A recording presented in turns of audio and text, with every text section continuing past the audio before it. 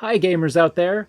Today we will be talking about outplayed other Fortnite players, even the pro ones, even if you are just a beginner. As in every Fortnite game, you are bound to find a handful of sweats who get increasingly good at the game. Unless you have a tactic mapped out in your head to deal with them, your return to the lobby is almost certain. Every player who falls victim to them might wonder how to beat them. A generic answer to that would probably be, oh, just get better at the game. But that takes time. However, with intricate planning and unpredictable maneuvers, it is possible to fight and win against players who are better than you. Do note that these tactics may help temporarily, but are not supposed to be a replacement for actual in-game practice. So let's get started. Number 1. Look for third-party opportunities. Perhaps one of the best moments to take on your opponents in Fortnite is when they are low on health. If you notice a fight close by that is about to conclude or has already concluded, don't hesitate to jump right in. 9 times out of 10, the player who survives the fight would be low on health and looking to heal. However, that does not translate to W-keying the person without any second thought.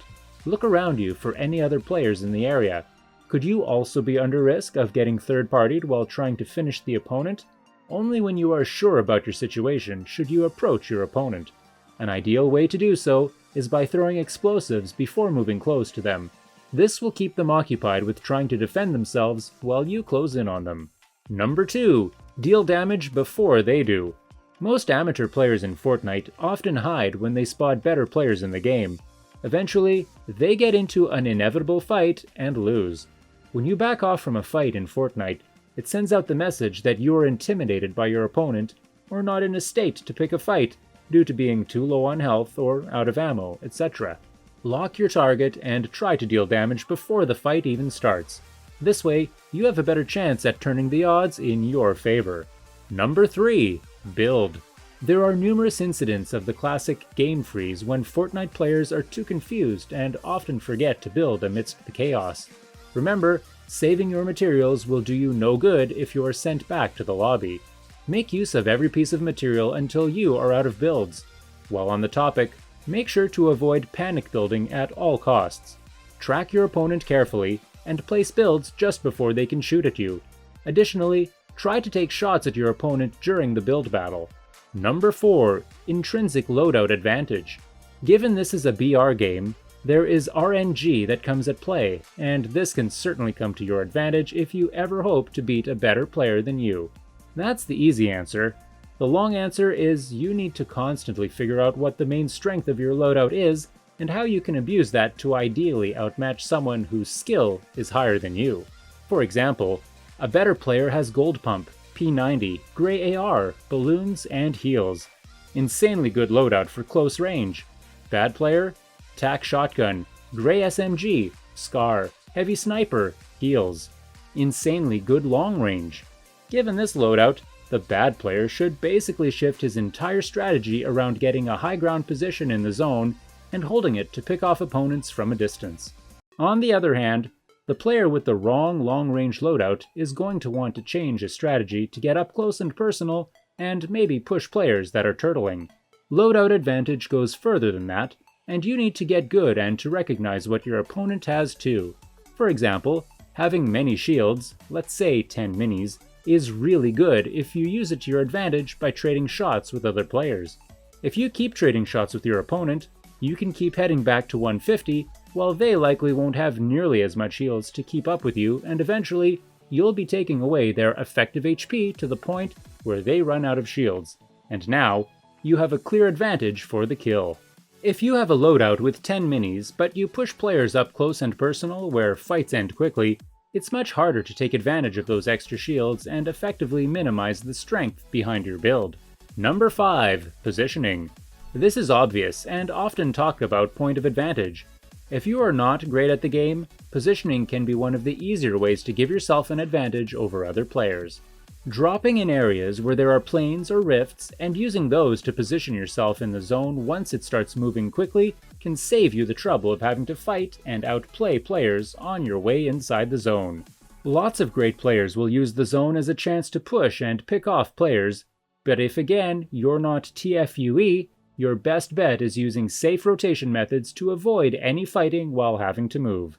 Also, Even if you are the weaker player, being on top of a hill gives you a clear edge over any player who wants to push you. Your best bet when positioning is not necessarily to be dead in the middle of the zone, since that will usually draw yourself a lot of attention, but being at a high point that is center-ish will help a lot. Let the better players fight for the best spot, top of a hill or whatever. Settle for the second or third best you can find. Number 6. Defensive power, turtling. A ton of players don't seem to realize that turtling, or playing defensively, also known as not trying to build battle every player you encounter, is an extremely effective way to play the game. Not only are you saving precious mats for late game, but you also have the advantage over the player pressuring you. Why? A player W-keying is effectively putting himself at risk to secure a kill, which you can take advantage of. Firstly, if there are other players in the area, the player pressuring is at the mercy of third-partying and onlookers that might want to join the fight.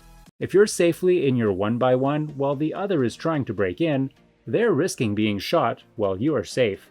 Also, if the player is shooting his SMG, not only can you sneak shotgun shots in between builds, the player also eventually needs to reload, which is a great moment to step out and turn the situation around.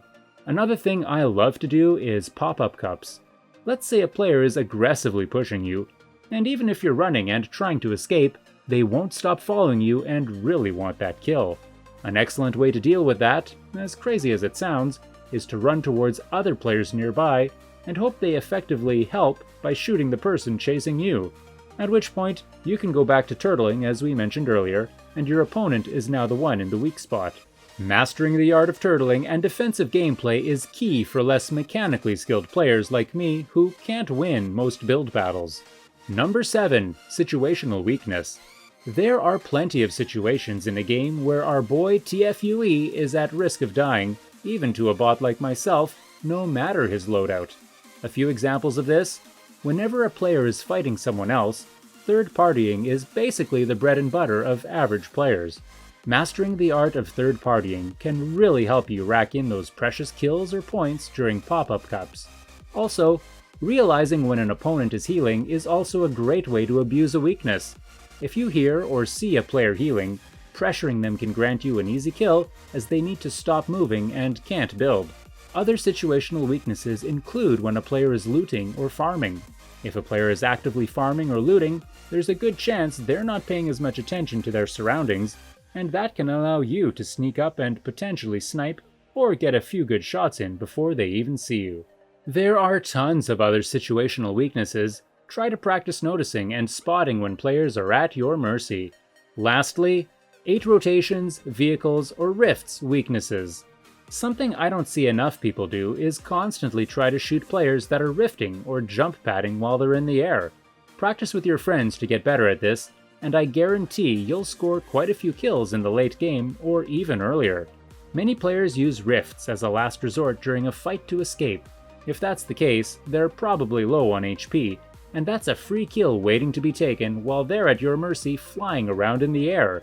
Not only that, but because players are in the sky while rifting or in planes or jump pads, you're not putting yourself at any risk by shooting them if you're boxed in with your roof open. I recommend also giving planes a hard time when they're circling in the air. If you have enough ammo, it may seem hard, but you can sneak quite a few shots on a pilot, forcing them to ditch the plane and again be at your mercy while gliding down to safety. Thanks for watching, and I hope this helps some of you. I'd love to hear your thoughts and how you go about beating players that are better than you.